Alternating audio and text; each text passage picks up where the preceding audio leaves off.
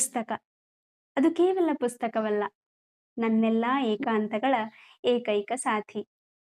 ಹಲವಾರು ವರ್ಷಗಳಿಂದ ಸಾಕಷ್ಟು ಪುಸ್ತಕ ಓದಿ ಅಗಾಧ ಜ್ಞಾನ ಹೊಂದಿದವಳು ನಾನಲ್ಲದಿದ್ದರೂ, ಕೊಂಚ ಆತುರಳಾಗಿ, ಕೊಂಚ ಕುತೂಹಲದಿಂದ ನಾ ಓದುವ ಪುಸ್ತಕಗಳು ನನ್ನೆಲ್ಲಾ ಆವೇಗ, ಆವೇಶಗಳನ್ನ ಕೊಲೆಗೈಯುವ ಪ್ರಯತ್ನ ತನ್ನ ಸಹಜ ಶೈಲಿಯಲ್ಲೇ ಮಾಡುತ್ತದೆ.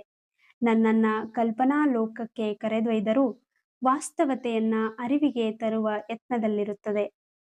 ನನ್ನ ಉದ್ವಿಗ್ನಗೊಂಡ ಭಾವನೆಗಳಿಗೆ ತನ್ನ ವಿಶೇಷ ಅಕ್ಷರಗಳ ಮಾಲೆಯಿಂದ ಸಮಾಧಾನಿಸುತ್ತದೆ. ಮಾರ್ಕಸ್ ಸಿಸಿರೋ ಅವರು ಹೇಳುವಂತೆ, a home without books is like a body without a soul. ಪುಸ್ತಕವಿಲ್ಲದ ಮನೆ ಆತ್ಮವಿಲ್ಲದ ದೇಹವಿದ್ದಂತೆ. ಪುಸ್ತಕ ಬರಿಯ ಸಾಲುಗಳಿಂದ ತುಂಬಿದ ಹಾಳೆಯ ಕಟ್ಟಲ್ಲ.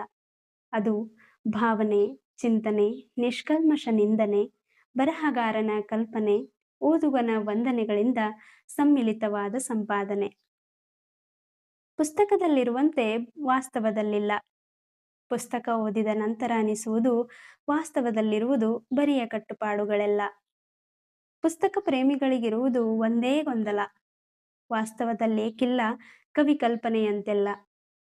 ಇತ್ತೀಚಿಗಂತೂ ಮೂಡುವ ಮನದಾಳದ ಪ್ರಶ್ನೆ, ಹೊಸ ಪುಸ್ತಕ ಖರೀದಿಸುವಾಗ ಇರುವ ಕುತೂಹಲ ಹೊಸ ಗೆಳೆತನ ಮಾಡುವಾಗ ಏಕಿಲ್ಲ.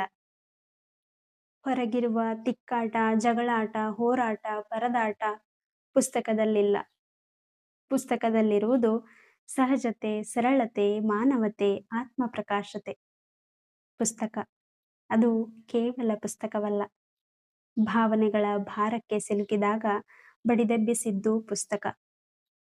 ಪುಸ್ತಕ ನನ್ನೆಲ್ಲಾ ಏಕಾಂತಗಳ ಏಕೈಕ ಸಾಥಿ.